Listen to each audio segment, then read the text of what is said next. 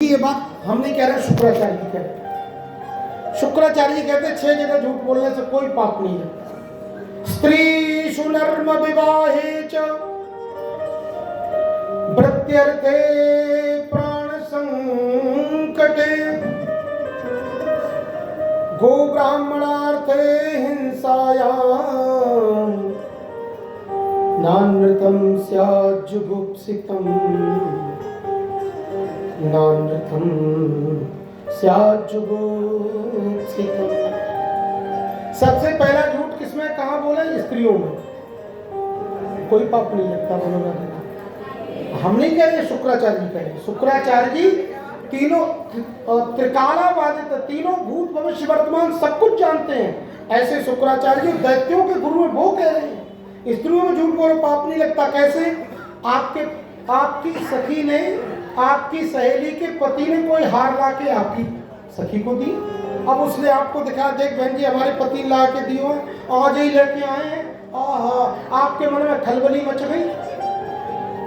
आपने अपने पति से जाकर कहा देखो जी, देखो एक बात बताओ माता जी, ये लोग वैसे तो बड़ा अकड़ के बोलती हैं, और जहाँ कोई मांग जांच का खेला बस कोई ऐसी नॉर्मल है जाए, बस पूछो ही मत महाराज, इतना लेवल गिरा दे फिर तो दया ही आवे वाला। निर्दयी जो होगा उसको भी दया आ जाएगी। हाँ बोलो बोलो, बहुत बढ़िया बोल रही है। ऐसे बेचारे पुरुष को छल लिया जाता है। अब बेचारा सीधा साधा आदमी क्या करे, कहाँ जाएगा, रोटी भी नहीं मिलेगी। महाराज जी हमारी सखी के पति ने बहुत दिव्य सुंदर हार ला के दियो, 9 लाख हार। अच्छा तो आप मुझे कब ला के दोगे? तो जा समय आप कुंड भर भर के झूठ बोल दो। अरे देवी जी चिंता क्यों करे, तू 9 लाख की बात कर रही है, नेक मेरो काम बन जाते तो तू 18 लाख 12 ला के दोगे। तो इस समय तुम्हारे झूठ बोलने से तुम्हारी जो प्रिया चंद्रमुखी है महाराज वो खिल जाएगी, प्रसन्न हो जाएगी। और इस समय तुमने कह दिया हर समय मांगती रहती हूँ ना, नहीं लाएंगे, आपको रोटी के भी लाभी पड़ जाएंगे, पकौड़े की तो बात छोड़ के वो ला देगा।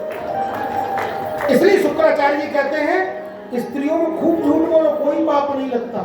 हाँ नर्म हंसी मजाक में थोड़ा झूठ बोल दो, कोई पाप नहीं लगता। और किसी का विवाह नहीं हो रहा है और आपके एक झूठ बोलने से उसका घर बस जाए, विवाह हो जाए, तो झूठ बोल दो, वहां भी कोई पाप नहीं लगता। चाहे स्त्री हो, लड़की हो, चाहे लड़का हो, किसी के भी झूठ बोल। अरे भाई किसी का घर बस रहा तो ये तो पुण्य की बात है।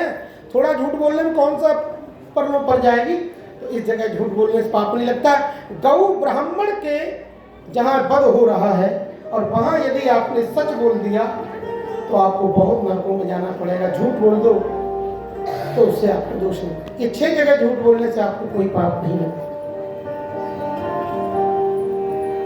लेकिन शुक्राचार्य जी ने समझाया पर बलि नहीं समझे। बलि कहते महाराज मैं कैसे, अगर मैंने दान कह करके संकल्प करके नहीं दिया तो मेरे कुल को कलंक लगेगा। मेरे पिता विरोचन को देखो आप कितने बड़े महाराज, कितने धर्मात्मा जिन्होंने अपने शरीर को ही ब्राह्मणों को दान कर दिया। और हमारे दादाजी श्री प्रहलाद जी महाराज देखो, उन्होंने तो जीवन दान कर दिया भगवान के लिए, ठाकुर जी। ऐसे ऐसी जब बात कही तो इसके बाद जब वामन भगवान को संकल्प किया तो वामन भगवान कहते बलि अब मुझे प्रणाम करो, दान कर दिया तुम प्रणाम करो। जैसे ही लेटकर दंडवत प्रणाम की ऐसे ही मेरे वामन भगवान ने दिव्य स्वरूप बढ़ाया और बढ़ा करके अतल वितल सुतल तलातल रसातल पाताल सब नीचे के लोग एक पैर में नाप लिए, एक पैर में भूर भुवा स्वा महाजना तपा सत्यलोक तक नाप लिया। और सत्यलोक में बैठे श्री भगवान ब्रह्मा जी, और ब्रह्मा जी ने देखा ये चरण तो मेरे गोविंद का है, क्योंकि स्वस्तिक श्री ध्वजा पताका आदि मत्स्य आदि के चिन्ह हैं। तो ये मेरे गोविंद का वो चरण अपने कमंडलू में धो लिया और वही कमंडलू का जल गंगा जी बन करके संपूर्ण भारत में कलकल कल्लोर करके अव्याहत गति से बहते हुए भारत के समस्त पुण्यात्माओं को ये पवित्र करता है। गंगा मैया की। ऐसे मेरे भारत में गंगा जी आई और किसी देश में गंगा जी नहीं। सज्जनों तो वामन भगवान ने सब कुछ नाप लिया 2 पैरों में, तीसरा पैर कहाँ रखें तो बलि को बांध के डाल दिया। इनकी बेटी रत्नमाला, जब वामन भगवान 6 छबीले अभी आए थे ना तो बामन भगवान को देखकर बड़ी प्रसन्न हुई रत्नमाला बलि की बेटी। आहा, ऐसो बढ़िया सामरो सलोना हमारो बेटा हो तो हम बापू दूध पिवाओ। तो बामन भगवान तो भगवान है। अंतर्यामी कह दी बहन जी कृष्णावतार में आ जाना तुम्हारा दूध पी लेंगे। और अब जब बलि को बांध के डाल दिया, संपूर्ण सारी दुनिया नाप ली, तो अब कहती है अरे राम राम ऐसे छोड़ा तो मैं जहर पिला के मार दूं। तो भगवान कहते हैं बहन जी कृष्णावतार में आ जाना, दूध भी पिएंगे और जहर भी पिएंगे और ब्याज में तुम्हारे प्राणों को भी पिएंगे। बोलो राधे। ये बलि की बेटी रत्नमाला पूतना बन के आई, यही है जो भगवान ने सब कुछ प्रदान की। प्रेम से बोलो राधे राधे। और सब कुछ नापने के बाद बांध के डाल दिया। ब्रह्मा जी आ गए। ब्रह्मा जी ने कहा सरकार आपको कोई तुलसी दल चढ़ाता आप प्रसन्न होते हो, आपको कोई दूर्वा दल चढ़ाता आप प्रसन्न होते हो, लेकिन इसने सर्वस्व दे दिया फिर भी आपने इसको बांध के डाल दिया। ब्रह्मा जी को बड़ी खरी खोटी सुनाई। तुम्हें लज्जा नहीं आती है? इतनी बुढ़ापा आ गया, तुमने मेरे स्वभाव को स्वरूप को नहीं समझ पाया। अरे मैं जिस जीव पर कृपा करता हूँ सबसे पहले उसका धन हरण करता हूँ, फिर उसके सुजन बंधु बांधवों में झगड़ा कराता हूँ ताकि वो सब कुछ छोड़कर एकांत में आकर मुझ गोविंद का भजन करें और ताकि मैं उसको अपने हृदय से लगा सकूं। ये मेरी कृपा भगवान के। तो ब्रह्मा जी को भी डांट दिया। और इसके बाद महाराज बलि ने कहा ठाकुर जी एक बात पूछना चाहता हूँ, क्या दान बड़ा है कि दानी बड़ा है? भगवान बोले कि दानी बड़ा हो, संपत्ति तो बहुत बड़ी है पर दान करने वाला कोई नहीं, तो दान कौन करेगा, इसलिए दानी बड़ा है। तो बोले प्रभु अभी तक आपने हमारी सामग्री को नापा है, अब तीसरा चरण कमल आप मेरे मस्तिष्क पर रख दीजिए। तो तीसरा चरण कमल मस्तिष्क पर रख करके भगवान ने तीनों कदम अपने पूरे किए। बोलिए बलि बामन भगवान की जय। जय जय श्री राम। अब जब चरण रखा तो प्रहलाद जी से रुका नहीं गया। प्रहलाद जी प्रकट हो गए। बिहारी जी आपने तो मुझे गोद में बैठाया, थोड़ी पर हाथ रखा, सर पे हाथ रखा, पर मेरे पोते के सर पे तो आपने वो चरण कमल रख दिया जिस चरण के धोबन को भगवान शंकर अपने माथे पर धारण करते हैं। मेरे जैसा पुण्यात्मा, मेरे कुलीन, मेरे जैसा कुलवान व्यक्ति कौन हो सकता। धन्य हो गया जीवन। और बलि को आशीर्वाद दिया, बलि आने वाले मनवंतर में तुम बलि इंद्र बनोगे। अभी तुम सुतल देश में जाओ, सुतल लोक में, और मैं तुम्हारे हर द्वार पर तुम्हारी रक्षा करूं। तो बलि वहां चले गए और इंद्र को राजा घोषित किया। और इसके बाद कोई झगड़ा नहीं हुआ। बामन भगवान के आने के बाद कभी कोई झगड़ा नहीं हुआ। आज तक सब कुछ शांत चल रहा है। उससे पहले कहीं न कहीं कुछ ना कुछ कोलाहल चलता ही रहता था। बोलो ना। अब बलि भगवान ने बामन भगवान को पहरेदार बना दिया, नौकर बना दिया। नारद जी गए वृंदावन, माता जी वृंदावन से तुलसी माला लेके आए, लक्ष्मी मैया को दे दिया। कहीं मैया देखो ये तुम्हारी कंठी माला, जाको जब करो तुम। बोले क्यों, घर में काम ना, कहाँ काम करोगी, कौन को करोगी?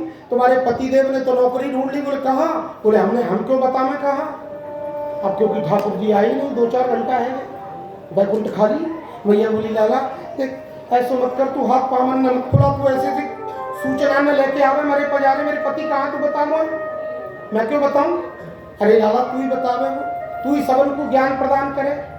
नारद ज्ञानम ददाती थी नारद, जो प्राणी मात्र को ज्ञान प्रदान करता वही तो नारद जी हैं। तो हाथ जोड़कर कहा देखो मेरे पति नहीं होंगे तो मैं कैसे जीवन यापन करूंगी बेटा। तुम तो ठाकुर जी के प्रिय हो, बताओ मेरे ठाकुर जी का। तो नारद जी कहते माता जी ठीक है बताता हूँ। आपके पतिदेव ने सुतल लोक में बलि किया, पहरेदारी की नौकरी कर दी।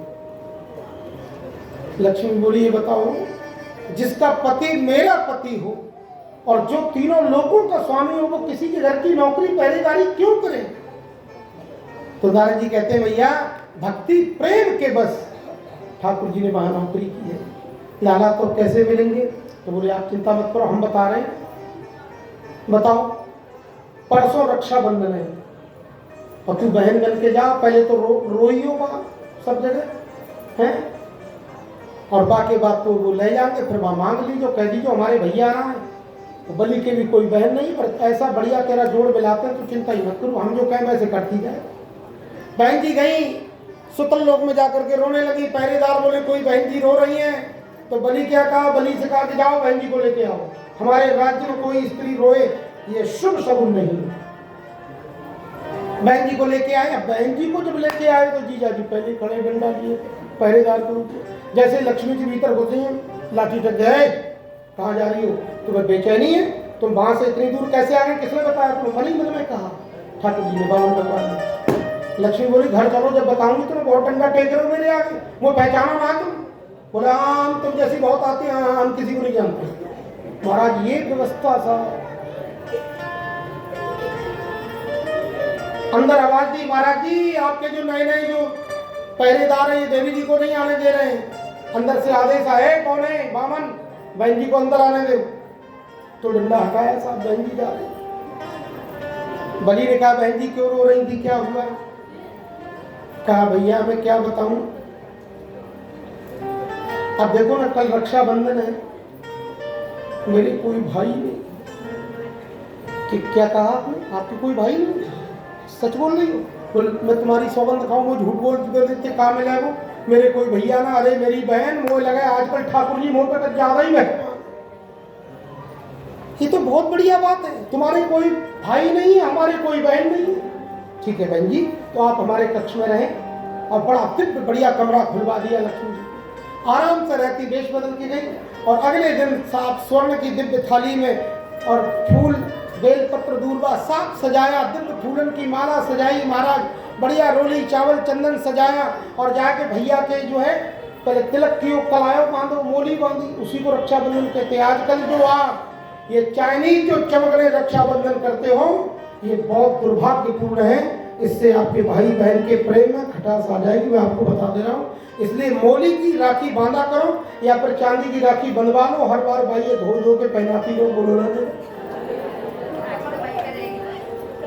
ये नकली जो राखी लाते हो चाइनीज, ये मत लाया। ये रक्षा सूत्र है, ये सबसे पहले रक्षा सूत्र लक्ष्मी जी ने बलि को बांधा, तब से ये प्रथा चली। एन बद्धो बलि राजा दानवेंद्रो महाबला, ये मंत्र है, तभी से प्रथा चली। बड़ा ध्यान रखिए महाराज। लक्ष्मी जी ने बांध दिया, और बांधने के बाद महाराज भाई तो भाई है ना, बहन मांग लो क्या चाहिए, क्योंकि वो तो बहुत बड़े दानी है, वो तो समझते हैं हमसे बड़ा कोई दुनिया में दानी नहीं। बाकी बात भी सही है, पर रस्सी जल गई, अकड़ अभी तक नहीं गई। मांग लो बहन क्या चाहिए। बहन जी ने कहा भैया तुम्हारी कृपा से मेरे घर में बहुत कछु है, कछु जरूर इतना है, एक बहन को आज के पर्व में भाई जैसी सौगात मिल जाए, उससे बढ़कर दुनिया में कोई सृष्टि नहीं है, कोई आनंद, कोई प्रेम, कोई सौहार्द नहीं। आप कृपा करो बस ऐसे मेरे भाई बनो। नहीं बहन